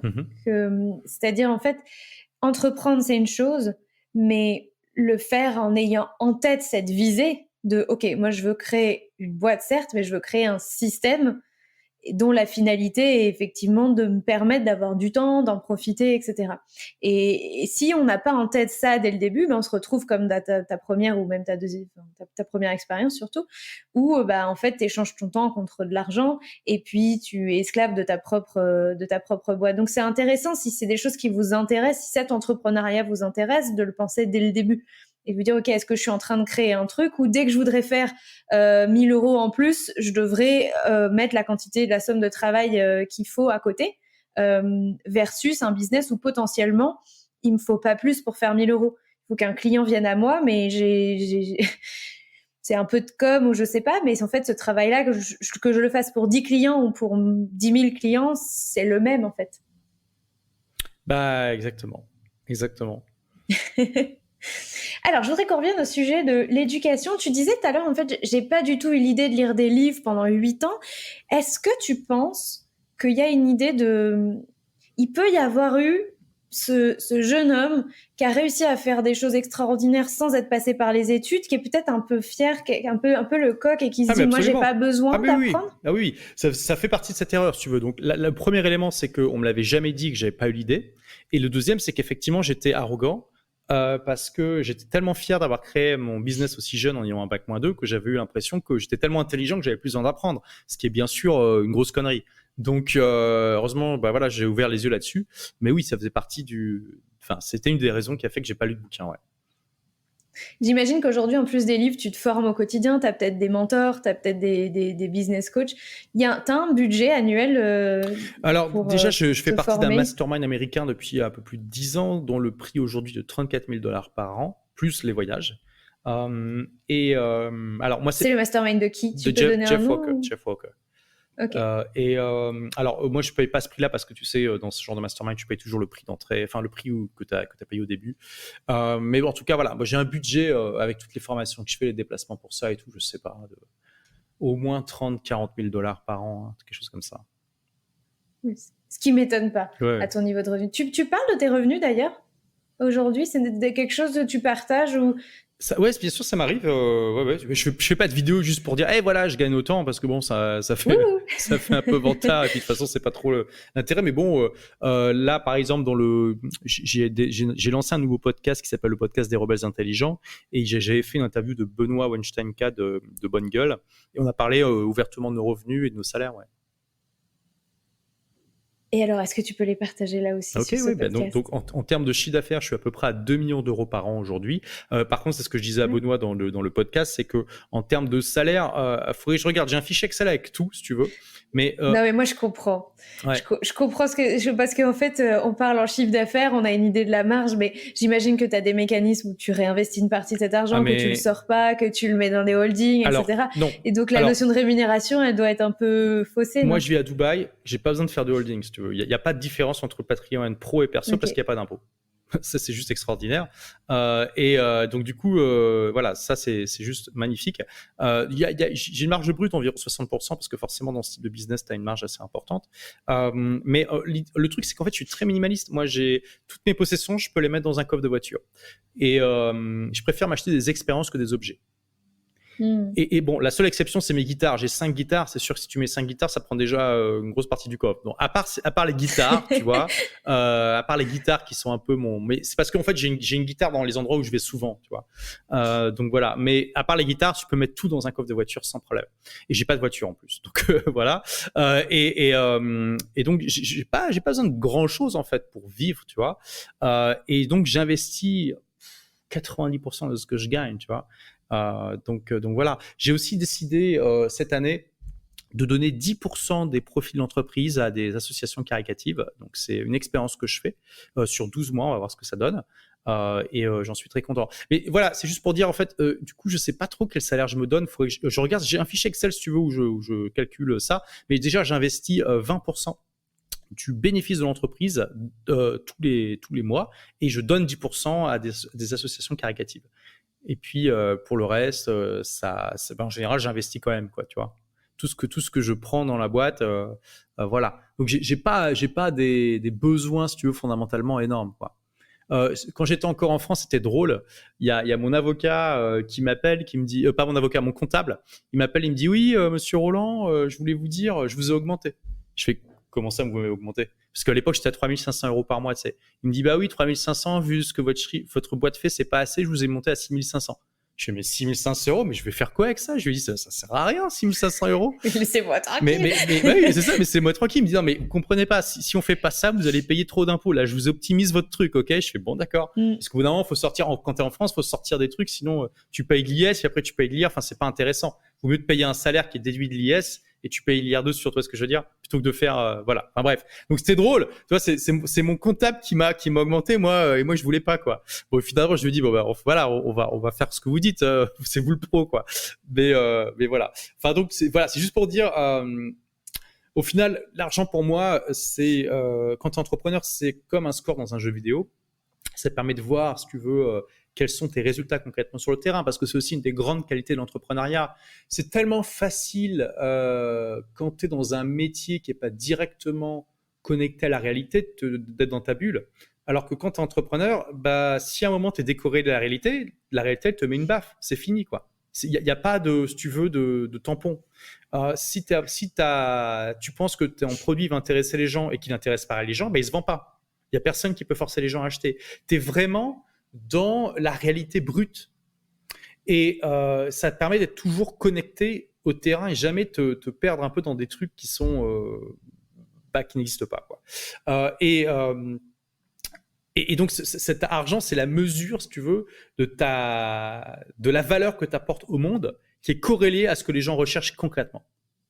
Voilà. Et bien sûr aussi à ta capacité à le vendre, hein, parce que le marketing, c'est important. Ce qui fait que les gens te connaissent, c'est ce best-seller. Bah, c'est une des raisons. J'ai aussi ma chaîne YouTube qui a bien marché. Ouais. Ah oui, et puis alors plus de 250 000 abonnés quand même. Donc. Moi, je t'ai connue comme ça. C'est un ami qui m'a dit tu devrais absolument lire ce livre. Et donc, on redonne le titre, mais tout le monde n'a pas eu la chance de rater ses études. C'est c'est pas un titre, c'est un titre qui interpelle. Et je pense que je suis sûre que le succès de ce livre est en partie dans c'est évident. dans le titre. Et pour moi, c'est comme attaché à ton identité. C'est pour ça que j'ai voulu t'interviewer. C'est quelle est la place de l'éducation dans la réussite. Toi, donc, c'est marrant parce que t'en fais une fierté. C'est comme un étendard pour toi. Aujourd'hui, j'ai un bac-2 et je suis là où je suis. Et en plus, alors, je crois que sur le podcast, justement, des rebelles intelligents, c'est vraiment ta marque de fabrique. C'est que tu veux interviewer des gens qui n'ont pas fait d'études, des self-made men et des self-made women. Alors, c'est pas un critère, si tu veux, c'est pas un critère qui va disqualifier ou pas. Tu vois, Benoît Wojtenka, lui, il a un bac+5 en commerce international. Il est content de l'avoir fait. Hein. Mais c'est vrai que souvent, je demande à tous mes invités, est-ce que tu es content d'avoir fait ton parcours scolaire et tout ça. Et que pour l'instant, la majorité de mes invités sont plutôt des gens qui ont soit pas réussi dans le système scolaire, soit disent que ça leur a pas apporté grand-chose. Mais mon but, c'est pas de cracher sur le système scolaire et de dire que tout est mauvais, bien sûr que non. Et comme tu le dis d'ailleurs, le titre, c'est avant tout un titre qui interpelle. Mon avis est beaucoup plus nuancé dans le livre, comme tu l'as vu. Mais c'est ce qu'on demande à un bon titre. C'est d'interpeller pour donner envie de prendre le livre dans les mains et de voir de quoi ça parle. Tu vois, là, je pense que ce titre-là est excellent à ce niveau-là. Ça donne envie de prendre le livre dans les mains et de voir de quoi ça parle.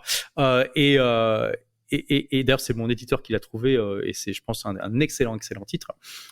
Mais voilà, il y a des bonnes choses à prendre dans le système scolaire, ça correspond à certaines personnes, mais mon propos, c'est de dire aussi, trop souvent, c'est vu comme une sorte de vache sacrée intouchable qu'on n'a pas le droit de critiquer, alors que c'est un système humain et que comme tous les systèmes humains, il est faillible et qu'en plus, il y a une inadéquation, je vais y arriver, de plus en plus profonde entre les besoins de la société moderne et ce que enseigne le système scolaire. Et bon, j'essaie de montrer tout ça dans le livre. Mais voilà, on a dévié un petit peu du coup. Non, parce que moi, je veux qu'on parle de ça, je veux qu'on rentre sur l'éducation, parce que, alors, si tu m'avais posé la question, je t'aurais dit que je suis aussi hyper nuancée sur ma formation. J'ai un beau diplôme prestigieux, je sors de Sciences Po, et 15 ans après, je suis encore à me demander... Bon... Non, pas 15 ans après, 10 ans après, un peu plus, bref. Je me dis, j'ai eu l'impression, en fait, moi, je suis rentrée directement dans les startups après mon diplôme, et en fait, moi, j'ai fait des études de communication. On m'apprenait à faire de la pub dans des agences, on m'apprenait à faire la pub chez des grandes boîtes. Enfin, c'est ça qu'on apprenait. Je me suis toujours dit, avec le recul, je me dis, mon savoir, il était presque quasiment obsolète au moment où je suis sortie des études. Et j'ai l'impression que le monde s'accélère et que de plus en plus les gens comprennent que le diplôme n'a plus que la valeur de certaines grilles de tarifs dans certaines entreprises. Mais peut-être que moi j'ai un prisme qui est complètement biaisé, mais j'ai l'impression que le monde change tellement vite que le diplôme a de moins en moins de valeur. Est-ce que c'est un constat que tu partages toi aussi ? Ah bah absolument, c'est un des points que je soulève dans le livre, si tu veux. Je fais pas mal de critiques au final. Déjà, je montre et je l'appuie, hein, parce que comme tu l'as vu, il y a plus de 400 références scientifiques dans le livre. Hein, je voulais pas juste sortir des trucs de mon chapeau. Ah oui, c'est dense. Faut que je vous dise, le livre d'Olivier est très dense. Il y a énormément de références, donc voilà. Quelqu'un m'a dit, c'est drôle, il m'a dit en fait, t'as fait une thèse, mais t'as fait une thèse de rebelle. Un peu, et en plus, tu l'as épuré à un moment donné, parce que dans l'introduction, tu racontes que c'est une réédition. Enfin, moi, j'ai lu la réédition, lu la deuxième édition. Et que tu l'as épuré, et que voilà, t'as peut-être aussi enlevé un peu de ces choses-là. Mais... Oui, la première édition, elle faisait 220 000 mots quand même, et la deuxième fait 200 000. Donc, j'ai enlevé à peu près 10%. Et ça reste quand même un pavé. Il y en a qui s'en servent pour faire leur muscu le matin, ce qui est très bien. Et donc, parmi les points que je démontre, et je l'appuie ça sur des recherches, c'est qu'il y a une bulle de diplôme, une bulle éducative, comme on pourrait parler de bulle financière spéculative, dans le sens où on demande de plus en plus des bac+5 pour faire des boulots qui sont de moins en moins qualifiés. Et au final, ça veut plus dire grand-chose. Je monte des chiffres, alors j'ai plus les chiffres en tête exactement, mais en gros, quand tu avais, il y a 30 ans, quand tu avais à bac+5, tu étais quasiment sûr de trouver un boulot qui correspondait de CSP+. Aujourd'hui, bien sûr, c'est beaucoup, beaucoup moins le cas. Et on te demande aujourd'hui, pour être caissier, d'avoir un bac+2, enfin, tu vois, ou des trucs comme ça. Enfin, c'est un peu n'importe quoi. Et donc, il y a un rendement décroissant des diplômes parce que on a dit beaucoup aux jeunes, c'est super important d'avoir un gros diplôme, et donc les jeunes ont suivi. Mais au final, les métiers, ben, il reste, voilà, si le nombre de métiers qualifiés augmente pas ou diminue ou change parce qu'il y a des disruptions et tout ça, ben, au final, tu te retrouves avec des gens qui sont surqualifiés par rapport à ce qu'on leur demande. En plus, tu l'as dit, il y a de plus en plus de domaines où ça va tellement vite que le savoir partagé dans les universités est déjà obsolète en fait, parce que ils n'ont pas le temps de suivre les évolutions du terrain. Ensuite, il y a plein de choses soit que je donne pour critiquer le système éducatif. Je dis aussi, voilà, quelqu'un qui a l'intelligence et les compétences pour avoir un diplôme de qualité, voire prestigieux, est-ce qu'il n'a pas les compétences et l'énergie pour réussir sans ce diplôme ? Parce que, par contre, il faut quand même reconnaître quelque chose. Soit je démarre le livre comme ça, en disant les chiffres montrent clairement que plus tu as un diplôme élevé, enfin jusqu'au bac plus 5, après au bac plus 8, c'est différent. Hein. Mais en tout cas, quand plus tu montes et tu arrives au master, et plus tu vas avoir un meilleur salaire et moins tu vas avoir de période de chômage dans ta vie. Ça, c'est clair, les chiffres le montrent. Et je dis oui, très bien, mais c'est pas pour autant que c'est à cause forcément du diplôme. C'est peut-être simplement que les gens qui ont des diplômes sont à la base des gens talentueux, travailleurs et intelligents, et que de toute façon, ils auraient réussi sans eux. Tu vois ? En tout cas, je dis pas que c'est forcément le cas, mais je dis qu'on ne pose pas assez la question et que c'est un angle mort dans la réflexion des gens. Je pense qu'il y a quand même... Moi, j'ai un biais, je le sais, parce que j'ai toujours bossé dans les startups et je sais qu'il y a des mondes du recrutement et qu'il y a encore énormément de monde du recrutement où on veut des diplômes. Mais encore une fois, pour faire le lien avec les rebelles intelligents, je pense que pour rentrer dans un certain monde du travail, plus traditionnaliste, plus de grandes boîtes ou de PME ou dans certains secteurs et dans le salariat de fait, il y a encore un atout à avoir des diplômes. Mais absolument. Oui, mais attention, mais ce monde que tu décris, il devient de plus en plus obsolète. Et il existe toujours. Lui aussi. Mais il existe toujours, mais pourquoi ? Parce que le futur n'est pas également réparti. Tu vois, quand tu regardes les tendances et tu regardes les boîtes comme Facebook, Google et tout ça, le diplôme, ils en ont rien à carrer. Ils vont te poser des questions, et je donne quelques exemples de ces questions-là dans mon livre, qui vont voir si tu as une capacité, et ça c'est une compétence qui est recherchée et qui n'est pas assez enseignée justement dans le système éducatif. Qu'est-ce qu'on te demande aujourd'hui pour être un individu performant au XXIe siècle ? Une capacité à trouver des solutions créatives aux problèmes. C'est tout. Enfin, c'est tout. Alors oui, ça demande des connaissances et des compétences parce que, par exemple, tu vas pas trouver des solutions créatives à trouver un remède contre le cancer si t'es pas formé en médecine, c'est évident. Et en plus, il y a des secteurs comme justement la médecine ou être avocat, tout ça qui sont encadrés, tu peux rien faire sans diplôme. Ça, mais c'est un tout petit pourcentage des domaines. Donc, dans la plupart des domaines, t'as pas besoin d'un diplôme pour. C'est exclu de notre conversation de fait à un moment donné. Bon. mais ce que je veux dire, c'est que pour Google, Facebook, Elon Musk et tout ça, ton diplôme, c'est aussi important que quelle est la taille. Bon, j'exagère un peu, mais quelle est ta taille, tu vois, où est-ce que t'es né. Enfin, tu vois, voilà, ils vont regarder, mais c'est pas ça. Eux, ce qu'ils veulent, c'est qu'est-ce que t'as fait, quel résultat t'as eu, et tiens, voici ce problème, quelle solution tu apportes. Donc, par exemple, ils vont te dire, tu dois concevoir un plan d'évacuation de San Francisco, qu'est-ce que tu fais ? Où tu es rétréci à la taille d'une pièce de 5 cents et on te met dans un mixeur, les lames se déploient dans 1 minute, tu fais quoi ? Tu vois ? Et ça, c'est des problèmes où tu dois trouver une solution. Tu dois pas juste répéter un truc que tu as appris et le régurgiter, tu vois. Ça démontre que tu es capable de réfléchir et de trouver des solutions à des problèmes concrets. Et ça, ce genre de savoir qui te permet parce que c'est des solutions créatives qui doivent s'appuyer sur certaines connaissances quand même. Et oui, tu peux les obtenir en faisant des études, mais tu peux aussi les obtenir en lisant, en te formant sur le web, en rencontrant des gens, etc., etc. Et aussi, on va te dire, oui, mais c'est à l'école, tu comprends, ça t'apporte aussi une culture générale et tout ça. Alors moi, je dis oui, la culture générale, je suis d'accord, c'est extrêmement important. Mais franchement, la culture générale, c'est justement l'exemple le plus parlant du fait que t'as pas besoin de l'école. N'importe qui est un peu curieux, qui lit des bouquins, qui rencontre des gens, qui voyage un peu, peut se développer une culture générale sans besoin de l'école. J'en suis la preuve vivante.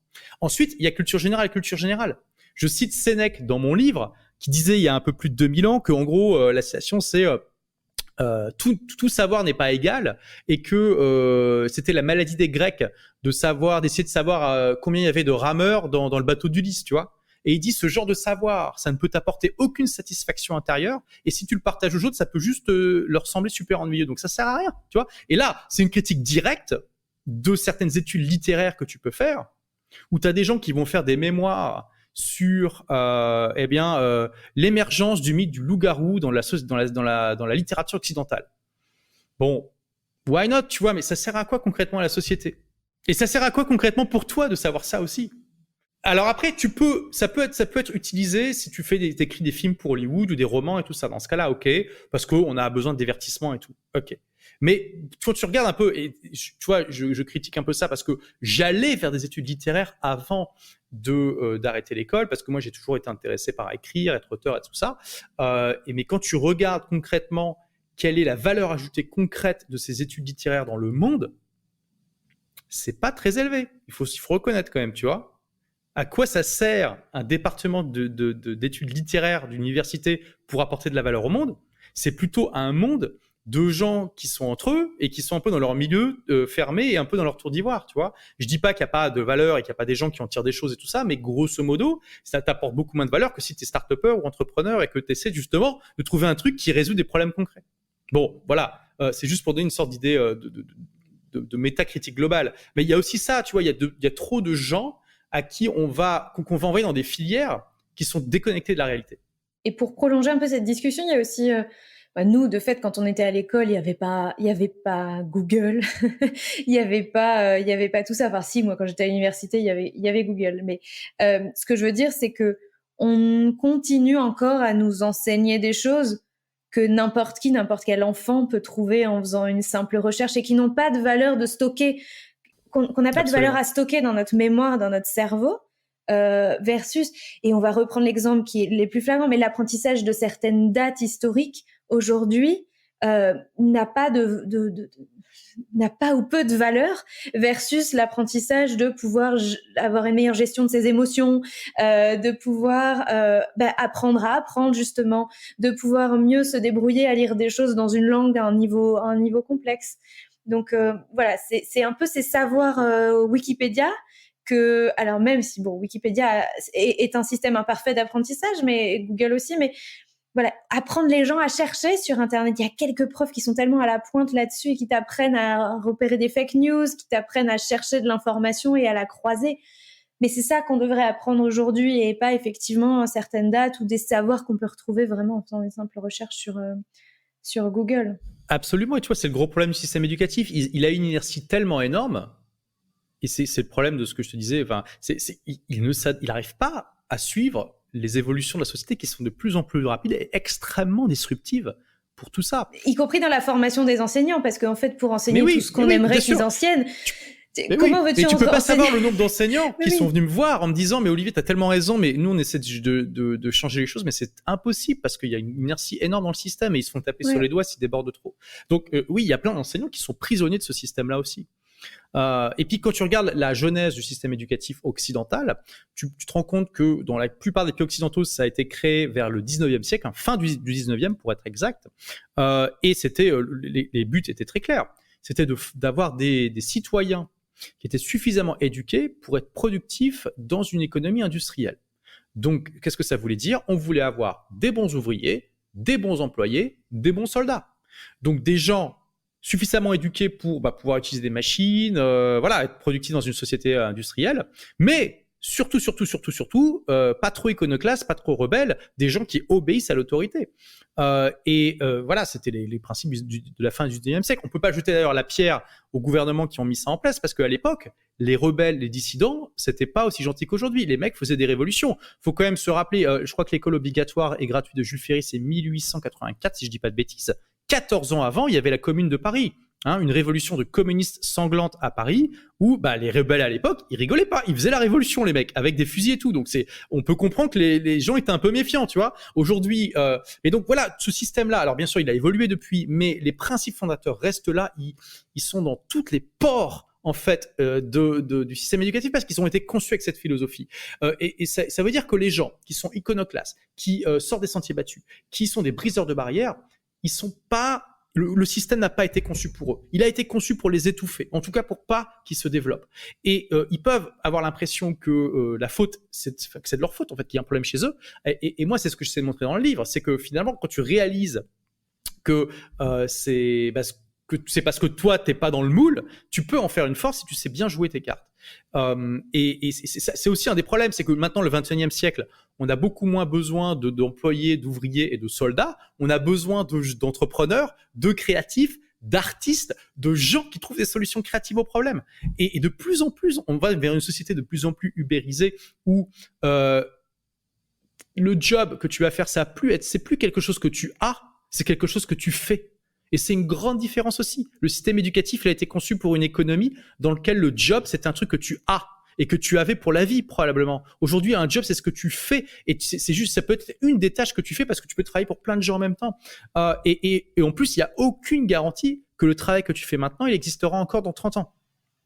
Il va peut-être se faire complètement disrupter, tu vois. Je vois une réflexion émerger sur l'avenir de l'université, et le Covid a gravement accéléré cette réflexion, parce que avec les universités qu'on fermait, avec les gens, avec l'émergence, ça fait déjà une bonne décennie quand même que le e-learning existe, mais avec toutes ces solutions qui ont dû être mises en place, ça fait aussi le lien avec ce qu'on se disait sur My Personal MBA, est-ce que tu dois payer $150,000 ton MBA, ou est-ce que tu peux t'auto-former toi-même avec les bonnes ressources? Est-ce que tu crois, et aussi je rajoute à ça, récemment ma sœur m'a dit que son université, c'est pas une université, sa grande école, l'ESSEM Tours Poitiers pour ne pas la citer, il y a 3-4 ans a fait faillite. Moi, j'avais jamais entendu parler d'une grande école en France qui était dans le top 10 des business schools en France, qui avait mis la clé sous la porte. Je me dis, tous ces faisceaux d'indices et la fermeture purement et simplement pendant le Covid, est-ce que pour toi, on va vers une université full online, où on va prendre un cours à Harvard, où on va prendre un cours à Sciences Po, où on va prendre un cours chez Olivier Roland, ou etc. Est-ce que tu crois en une université en apprentissage, on va dire déjà hautes études, secondaires,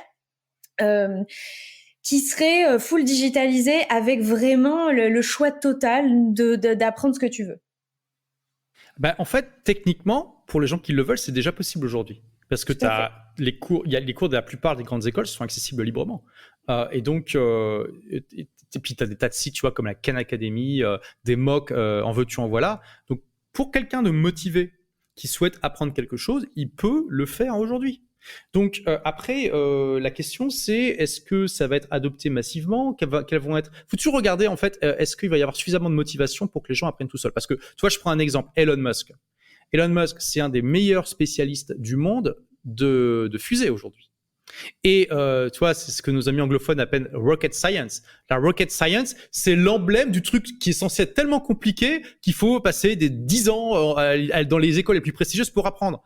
Eh ben, Elon Musk, c'est un des plus grands spécialistes du monde de rocket science. Le gars, il a tout appris dans des bouquins. Et il cite spécifiquement ça en disant les livres, c'est juste une manière parmi d'autres et probablement meilleure que l'école. Il dit ça texto, je le cite dans mon livre, hein, qui permet de télécharger du contenu du savoir dans ton cerveau. Donc, alors Elon Musk, c'est un génie, donc tout le monde va pas avoir la même motivation et la même intelligence pour apprendre, si tu veux. Mais en tout cas, techniquement, déjà pour les gens débrouillards, motivés, intelligents, ils peuvent le faire, y compris dans des secteurs qui sont considérés comme justement trop complexes pour pouvoir être appris par soi-même.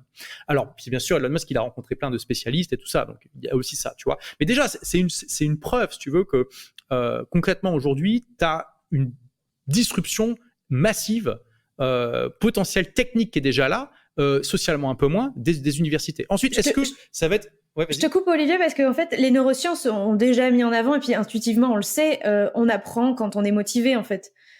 On apprend toujours mieux un truc qu'on a décidé d'apprendre alors logiquement, on pourrait se dire, en fait, voilà, tu laisses le choix intégral aux gens d'apprendre à la fois la cuisine à haut niveau, la finance à haut niveau, et faire son melting pot à soi. On pourrait se dire, la question de la motivation n'existe pas. Comment ça n'existe pas? Dans le sens où, tu veux dire? de le faire par toi-même, parce qu'il devrait pas y avoir de procrastination, il devrait pas y avoir de problème de motivation si tu choisis, si ce n'est la barrière peut-être de l'accès financier à ces choses-là. Mais tu penses, toi, je pense que c'est vrai en théorie. Et que si tu as la motivation nécessaire, tu vas pas procrastiner. Je pense aussi que dans les faits, c'est un peu plus complexe et que tu peux être motivé par l'objectif, mais que tu vas manquer de discipline parce que c'est aussi le revers de la médaille. Internet, c'est aussi ça grouille de distractions. Et si tu vas aller sur YouTube pour trouver des cours pour te former, bah, c'est facile que l'algo va te proposer la dernière vidéo de ton influenceur préféré, ton comique, tu vas commencer à regarder, et puis 3 heures plus tard, tu es en train de regarder un truc sur la culture de carottes au Mexique et tu sais même plus comment t'arriver là, tu vois. Et ça c'est un problème aussi, tu vois. True story. Donc il y a des oui, voilà, je veux dire celui à qui c'est jamais arrivé, jette la première pierre, tu vois, clairement. Et donc il y a quand même, je pense, une partie non négligeable de la population qui a besoin d'une structure et qui, sans ça, va avoir du mal à s'auto-organiser. Donc, pour ces gens-là, et qui, à mon avis, ça représente une proportion vraiment non négligeable, il faut une structure. Et ça peut être aussi de faire des cours en ligne, mais à une heure fixe, en live, où tu sais que tu dois être là, sinon tu te fais éjecter, tout ça, tu vois. Il faut un peu de stake, tu vois, comment on dit en anglais. Bah, de stake, et puis comment on dit stake en français. Tu vois, des fois, moi, je parle comme Vandam, maintenant, c'est pas quand tu vas à l'étranger. Oui, c'est ça. Il faut un enjeu concret où tu sais que si tu suis pas à un moment, tu vas te faire éjecter ou il va se passer un truc qui va pas te plaire, tu vois. Donc voilà. Mais pour les gens qui sont capables de s'autodiscipliner et d'avoir cette motivation, alors là, oui, je pense qu'aujourd'hui, l'université devient de plus en plus accessoire. Et tu vois, je donne l'exemple parce que dans mon livre, je donne l'exemple pas du personnel, je donne l'exemple du MBA, qui est, on va dire, le diplôme le plus prestigieux en business, en économie, ou l'un des diplômes les plus prestigieux, hein, on va pas non plus faire de débat, mais vraiment, enfin après, un MBA, ça peut prendre diverses formes, mais typiquement, ça prend entre 1 et 2 ans, ça coûte typiquement entre 40 à 100 000 $, plus le fait que pendant 2 ans, tu bosses pas. Donc, c'est un coût d'opportunité aussi énorme. Et c'est censé être la quintessence du diplôme de business et tout. Et je donne la parole à quelqu'un qui a un MBA d'une école de commerce prestigieuse espagnole dans mon livre là-dessus et qui fait de l'analyse et qui dit qu'en fait, moi, avec beaucoup d'ironie, elle dit j'ai utilisé les techniques qu'on m'a appris pour calculer le coût d'opportunité est-ce que c'était rentable ou pas de faire mon MBA, et la réponse est non. Et donc, elle prend les différents exemples que les gens donnent comme exemple de pourquoi tu devrais passer un diplôme. Elle dit voilà, les connaissances, honnêtement, je lis quelques dizaines de bons livres de business, j'ai les mêmes, probablement plus proches de la réalité en plus. Le réseau, oui, c'est vrai que le réseau, alors là, elle dit c'est complètement vrai, tu passes un diplôme, tu as un réseau, mais elle dit, oui, mais le réseau, tu peux te le faire de milliers de manières différentes. Les gens intéressants, ils demandent pas un diplôme pour pouvoir te parler, tu vois. Ils vont pas te dire, attends, excuse-moi, je sais pas si je peux te parler, tu as fait quelle école déjà? Tu vois, non, non. À partir du moment où tu as un projet intéressant, que toi, tu es intéressant, et comme dirait quelqu'un que j'aime beaucoup, qui est Philippe Gabillier, il disait ça dans sa vidéo sur comment être chanceux il y a déjà des années, il dit, la meilleure manière de créer ta chance, d'être chanceux, c'est la meilleure manière d'avoir des opportunités, c'est déjà d'être une opportunité soi-même. À partir du moment où tu es une opportunité, et ça, tu vas devenir une opportunité par les compétences que tu vas développer et surtout les résultats que tu vas avoir dans le monde, eh bien, les gens vont se connecter à toi automatiquement. C'est naturel, en fait. Et donc, tu n'as pas besoin d'école pour te créer un réseau. Et elle dit elle-même, d'ailleurs, aujourd'hui, je me sers plus de mon réseau du MBA. Maintenant, mon réseau, c'est les gens qui s'intéressent à mon projet, avec qui je me connecte dans le milieu de l'entrepreneuriat, etc., etc. Et puis, il y avait donc le fait le fait d'être plus facilement recruté, ça oui, mais elle dit en fait, il faut faire attention à ça parce que c'est pas forcément pour ce que vous pensez. Parce que pourquoi il y a des recruteurs qui aiment bien embaucher des MBA? Elle dit, vous vous rendez pas compte, mais quand vous avez passé un MBA, vous avez prouvé, vous êtes capable de sacrifier votre vie personnelle pendant 2 ans et que donc vous êtes un esclave volontaire corvéable à merci. Et donc, c'est un peu ce que les recruteurs recherchent. Ils savent que vous êtes prêt à sacrifier votre vie pour votre carrière. Et donc, est-ce que vraiment vous voulez vous faire recruter sur ce critère-là? Et après, elle parle du salaire. Elle dit que finalement, il y a des gens dans sa boîte qui n'avaient pas de MBA et qui avaient exactement le même salaire qu'elle parce qu'ils arrivaient à apporter la même valeur, enfin, etc., etc. Enfin, bon, voilà. Donc, tu vois, et puis en plus, quand tu vois le coût que ça demande et le coût d'opportunité, tu te dis, il y a des manières plus intelligentes d'avoir tous ces bénéfices. J'aime bien, j'ai une connaissance imparfaite du modèle scolaire américain. Je connais plutôt très bien le modèle français. Et j'ai toujours pensé que en France, on amenait le tronc commun beaucoup trop loin et qu'il y avait un truc que les Américains faisaient bien, même s'il y a plein de trucs qui font mal dans leur système éducatif, mais c'est de laisser plus tôt les jeunes, pré-ados, ados, choisir. Et donc faire un melting pot de plein de cours. Est-ce que c'est quelque chose, toi, qui te semble... est-ce que dans ton expérience, tu vois, tu te dis c'est des choses qui seraient favorables d'arrêter d'obliger les gens à enseigner les maths à apprendre les maths jusqu'à 18 ans ou à apprendre l'histoire géo jusqu'à 18 ans et qu'en fait, il y a plein d'autres savoirs qu'on pourrait intégrer et laisser surtout les ados choisir une espèce de pot pourri de trucs à partir d'un certain âge? Alors, je suis pas aller aussi profondément dans le détail pour pouvoir te donner une opinion qui soit éclairée. Moi, ce que j'ai regardé, en fait, si tu veux, c'est quels sont les résultats du système scolaire dans des domaines qui comptent pour pouvoir mesurer la qualité de l'output, donc du résultat. Parce que quand tu mesures la qualité du résultat, tu peux deviner quelle est la qualité du process. Et du coup, le process, t'as pas besoin de rentrer autant dans les détails, tu vois. Au contraire, tu peux même t'y perdre. Donc, tu vois, je donne un exemple dans mon livre. Je dis, tout le monde s'accorde sur l'importance de parler une langue étrangère aujourd'hui. Tout le monde dit que c'est super important, que ça t'ouvre des portes, etc. T'as plein d'études qui montrent que quand tu parles une langue étrangère de manière fluide, aussi, ça te permet de penser différemment, d'apprendre les choses plus efficacement. Donc, tu pars de ce constat sur lequel tout le monde est d'accord, y compris la science, et tu regardes les résultats concrets du système scolaire français et puis occidental en général sur combien de personnes concrètement savent parler une langue étrangère quand ils sortent de l'école. En France, c'est pas compliqué, tu as 19% des Français qui disent pouvoir tenir une conversation dans une langue étrangère. Donc c'est un résultat catastrophique. Donc à partir de là, tu peux te poser la question de pourquoi le résultat est aussi catastrophique. Mais après, dans mon livre, j'ai pas fait ce livre pour aider les gens dans le système à réformer le système. Ouais, j'ai fait ce livre pour montrer que le système éducatif, c'est pas une vache sacrée intouchable que t'as pas le droit de critiquer, pour montrer les failles et dire, si t'attends que ça se réforme, tu seras déjà à la retraite. Donc oublie. Par contre, il faut que tu aies conscience, toi, de ces limites-là pour pouvoir les contourner par toi-même. Donc, moi, je me suis arrêté à ces constats-là que j'ai quand même démontrés, comme tu as pu le voir, avec toutes ces recherches. J'ai dit, voilà, il y a ces failles-là, cette faille-là, cette faille-là. Et d'ailleurs, c'est complètement corrélé à ton podcast, à ton audience. Mais voilà, grosse critique aussi, on n'enseigne pas la gestion financière. Quelle connerie, franchement. On va te faire lire La Princesse de Clèves. Et qui c'est un intérêt littéraire, mais qu'est-ce que ça t'apporte concrètement dans la vie? Bon, après, il y en a qui aiment le livre, tu vois, donc pourquoi pas? Mais le problème, c'est que tu gères de l'argent tous les jours. T'as 1 million de ménages qui sont en situation de surendettement en France. On t'apprend pas à gérer tes finances à l'école. C'est quoi cette connerie? Excuse-moi, je m'emporte un peu. Mais là, ça montre encore une inadéquation du système scolaire, mais qui est criante. Tu vois, encore une fois, problème d'output. 1 million de ménages en situation de surendettement. Combien il y en aurait en situation de surendettement si on leur avait appris à gérer leurs finances? Peut-être pas non plus 0, mais on peut probablement se dire que ça aurait en tout cas diminué de manière non négligeable ce chiffre. Donc, tu vois, il y a un problème dans le résultat, donc il y a un problème dans le process.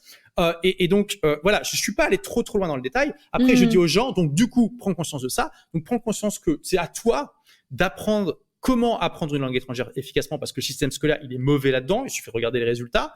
C'est à toi d'apprendre à gérer tes finances, parce que le système scolaire va pas le faire pour toi. C'est à toi d'apprendre à apprendre, parce que tu peux passer 20 ans sur les bancs de l'école et on va jamais t'apprendre à apprendre, ce qui est aussi une énorme connerie. Bon, voilà. Donc voilà. Mais après, voilà, je serai pas à répondre à tes questions spécifiques. Pas de souci, tu as très bien répondu, je trouve. Tu disais que beaucoup de profs venaient à toi, et moi, je me demande s'il y avait beaucoup de parents qui venaient à toi. Oui, aussi. Est-ce qu'il y a qui te disent, en fait, moi, je suis plutôt stressée de la vie avec les notes de mon enfant. Tu m'as ouvert les yeux sur un certain nombre de choses. Qu'est-ce que tu dis à ces parents-là? Qu'est-ce que tu conseilles à ces parents-là qui ouvrent les yeux et qui se disent, peut-être que ma vision de la réussite scolaire et donc de la réussite professionnelle de mon enfant, elle est pas la bonne. Et tu vois, si j'extrapole, qu'est-ce que toi, t'aurais aimé savoir ou t'aurais aimé qu'est-ce que tu aimerais transmettre à un enfant de cet âge-là ou à un parent qui éduque un enfant, mais qui peut être pré-ado ou qui peut être ado ou même en primaire. Oui, écoute, j'ai plein de parents qui sont venus me parler avec différentes approches. Tu en as qui disent alors déjà, t'as tous les parents dont les enfants sont en échec scolaire qui sont très contents parce que du coup, ils peuvent donner un peu de l'espoir. Oui, voilà, puis voilà, et bon, en tout cas, c'est bien. J'espère que mon livre leur donne des pistes pour pouvoir se réaliser par eux-mêmes. Tu vois, c'est aussi un des messages que je donne, c'est que moi, par exemple, j'étais avant d'arrêter l'école pour créer ma boîte, j'étais extrêmement démotivé. Je dormais sur la table au point que je me suis fait convoquer par le directeur de mon lycée qui m'a dit qu'il y avait des profs qui voulaient plus faire cours quand j'étais là parce que j'ai démotivé, tu vois. Et quelques mois plus tard, j'étais dans mon projet de création d'entreprise et là, j'avais le feu sacré, j'étais inarrêtable. Et donc, tu vois, j'étais le même Olivier. D'un côté, j'étais complètement cancre et tellement démotivé que j'aspirais la motivation des autres. De l'autre côté, j'étais inarrêtable. Qu'est-ce qui s'est passé entre deux? J'ai trouvé un projet qui me motivait à fond et qui me challengeait, où je savais que je devais tout donner pour réussir. Donc, c'est aussi un des messages que je donne, c'est que quel que soit ton degré d'apathie aujourd'hui, le degré d'apathie de tes enfants et son degré de réussite, ça présage en rien de l'avenir. Donc voilà, il faut savoir bien sûr bien utiliser tes cartes, mais il y a toujours moyen de tirer son épingle du jeu. Donc il y a ces parents-là. Il y a les parents qui disent oui, écoute Olivier, moi je trouve ça intéressant, mais tu comprends quand même, j'ai pas envie que mes enfants arrêtent l'école et tout, tu te rends compte. Et moi je leur dis mais attention, t'arrêtes pas au titre. J'ai jamais dit à un moment dans mon bouquin qu'il faut arrêter l'école. Je dis même, je n'encourage pas à ce qu'on arrête l'école. Je dis juste prenez conscience des limites du système éducatif et contournez-les par vous-même, parce que si vous attendez que le système se réforme, vous serez à la retraite quand ça arrivera, et de toute façon, il y aura toujours un train de retard, le système, donc, dans tous les cas. Et donc, toi, je les rassure un peu par rapport à ça. Et puis, tu as les gens qui, effectivement, demandent, qui disent, purée, j'aimerais tellement que mon ado lise le bouquin, comment je peux faire pour le motiver, tu vois? Parce qu'il dit, je sais que si je veux lui dire de lire, il va faire exactement le contraire. Donc, moi, je donne des conseils du genre, bah, écoute, ce qui est bien avec ce bouquin, c'est qu'il a un titre qui interpelle, donc laisse-le traîner sur la table, l'air de rien. Et puis, ton ado, il va finir par peut-être être curieux et peut-être regarder, tu vois. Mais c'est vrai que la taille du livre fait qu'il y a quand même pas mal d'ados qui peuvent être, comment dire, un peu... D'ailleurs, il existe en audiobook ou pas? Alors, il existe en audiobook et on a sorti une version illustrée, résumée, qui est sortie il y a quelques temps, il y a très récemment, là, justement pour cibler ces gens-là. En fait, les jeunes ou les gens qui aiment pas trop lire. Et donc, avec plein de beaux dessins d'une très bonne dessinatrice, une excellente dessinatrice qui s'appelle Vanouit Castelbajac, et qui, voilà, pour tous ceux qui nous écoutent et qui veulent peut-être transmettre ça un peu à leurs enfants. Voilà. Donc, est-ce que j'ai bien répondu à ta question? Mais super, n'aie pas de doute là-dessus. Je vais te poser ma dernière question, Olivier. On arrive à la fin de cet entretien passionnant. C'est une question que je pose à tous mes invités et que j'ai piquée à Tim Ferriss. Mon petit doigt me dit que tu as eu l'occasion, il n'y a pas si longtemps que ça, de parler à Tim Ferriss. On va pas s'étendre là-dessus aujourd'hui, mais voilà, j'imagine que c'est une sacrée expérience dans ta vie. Quelle est la dépense de moins de 100 € qui t'a le plus impacté positivement récemment? Ah, récemment. Oh, bah, de toute façon, en général, c'est la lecture de livres. Hein, tu sais, je lis énormément de bouquins. D'ailleurs, récemment, alors moi, je lis tout sur le Kindle parce que comme je voyage 6 mois par an, si tu veux, ça déforme un peu moins les poches que de se balader avec sa bibliothèque.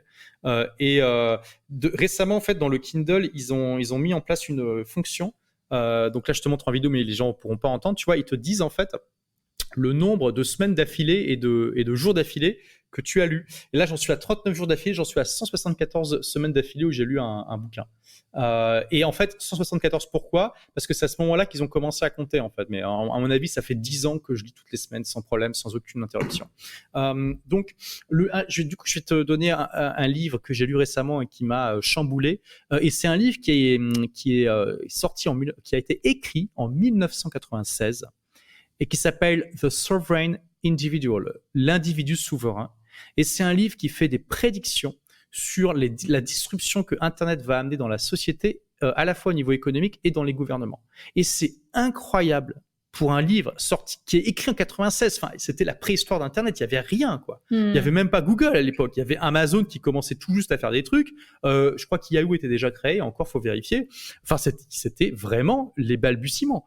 Et les deux auteurs font des prédictions, mais qui sont d'une précision qui est juste, mais ça te met des baffes. Alors, ils n'ont pas raison sur tout, mais il y a 90% de leurs prédictions qui se sont révélées vraies et ou qui sont en train de se révéler vraies, tu vois. Et quand tu vois ce qui s'est pas encore passé et qu'ils prédisent, tu te dis, purée, c'est incroyable et ça te met des grosses baffes. Donc, c'est un livre que je recommande pour les gens qui s'intéressent à ça. Alors, du coup, toi, t'es plus dans l'autonomie financière, donc du coup, plutôt que l'entrepreneuriat. Et si vous voulez avoir un petit aperçu de comment les États-nations vont être complètement disruptés par Internet et la blockchain, c'est vraiment très intéressant parce qu'on va vers des chamboulements sociétaux, à mon avis, dans les années, décennies à venir, qui vont être très profonds et qui vaut mieux anticiper, en fait, tout simplement. Et petite question de curiosité, Olivier, donc tu lisais pas avant, tu t'es mis à lire, tu disais, au bout de 8 ans d'entrepreneuriat. Je lisais des livres de fiction, ça, j'ai toujours lu des livres de fiction. Ah, ok, d'accord. Ouais. Tu es plutôt quelqu'un qui lit rapidement ou oui, tu lis lentement? Je suis un lecteur rapide. J'ai fait un test de vitesse de lecture et je suis à peu près à 450 mots par minute, alors que la moyenne, c'est entre 200 et 250. Ouais, ça m'étonnerait pas que je sois même en dessous de la moyenne, moi. Je suis une... C'est extrêmement Tu peux faire lent ça quand je lis un facilement, truc. tu tapes test de vitesse de lecture et dans Google, tu vas tomber sur plein de tests qui peuvent te mesurer ça en 2-3 minutes. Ah, Ça vaut le ça coup de le faire m'intéresse. pour savoir. Ouais, carrément, ça m'intéresse, ouais. Bon, merci Olivier. Donc, on peut te retrouver sur la chaîne YouTube. C'est là où tu es le plus actif, je crois. Oui, voilà. Le podcast. Alors, t'en as plusieurs des podcasts. Le podcast, le nouveau que je viens de sortir, c'est Les Rebelles Intelligents. Exactement. Voilà. Dans lequel j'interviewe des rebelles intelligents, des gens qui ont réussi à se créer leur propre chemin différemment. Et tu l'as commencé cet été, hein, c'est ça, c'est tout. Absolument. C'est tout récent. Bon, tu as ton site, hein. C'est olivier-roland.com, si je ne me trompe pas. Oui, c'est ça. Et puis, voilà. C'est des livres pour changer de vie, peut-être, je sais pas, voilà. Des livres pour changer de vie. Et puis mon si livre... vous voulez commander le livre de Olivier, Tout le monde n'a pas la chance de rater ses études. Voilà. Et merci d'avoir partagé cet entretien avec moi. Merci de nous avoir partagé toute ta pensée sur ce sujet hyper éclairant. Je pense que ça va chambouler pas mal de gens, surtout ceux qui sont pas du tout dans l'entrepreneuriat ou dans ce type d'entrepreneuriat-là, et puis ou les parents qui se posent la question sur l'éducation de la réussite scolaire de leurs enfants. Merci. Et puis, à une prochaine fois. À bientôt. À bientôt. Salut. Merci d'avoir écouté cet épisode jusqu'au bout. J'ai quelques questions pour vous aider à aller plus loin dans la réflexion et pour ne pas juste couper maintenant l'épisode et retourner machinalement, automatiquement vers votre vie quotidienne. À quoi vous a servi votre diplôme ? Le rendement de votre diplôme est-il à la hauteur de l'investissement en temps et en argent que vous avez fait ou que votre famille a fait pour vous ? Qu'est-ce que vous feriez différemment dans vos études si vous pourriez les refaire avec le recul que vous avez aujourd'hui ? Que conseilleriez-vous à votre enfant, à votre neveu, à votre nièce, à votre petit cousin ou à l'enfant que vous aurez peut-être un jour concernant ses études ? Je vous laisse à votre réflexion parce que pourquoi je vous pose ces questions ? Parce que souvent, il y a une différence entre peut-être le recul qu'on a pour soi et ce qu'on pense, qu'on se dirait au soi-même qui était étudiant ou qui était jeune, et puis peut-être ce qu'on se sent capable de dire à ses enfants, qui est peut-être pas le même discours que celui qu'on se sent capable d'avoir pour soi, ou pour le soi qu'on était quand on était plus jeune. Et c'est ce recul que je voudrais, mais c'est cette différence, s'il y en a une, que je voudrais peut-être que vous puissiez mettre en évidence en répondant à ces questions pour vous-même. Si cet épisode a provoqué justement quelques réflexions intéressantes chez vous, dites-vous qu'il peut aussi aider d'autres personnes. Alors ne soyez pas radins et partagez-le partout où vous pouvez le partager. Sur ce, moi je vous dis à très bientôt pour un nouvel épisode. D'ici là, prenez soin de vous et de vos finances. Ciao, bye bye.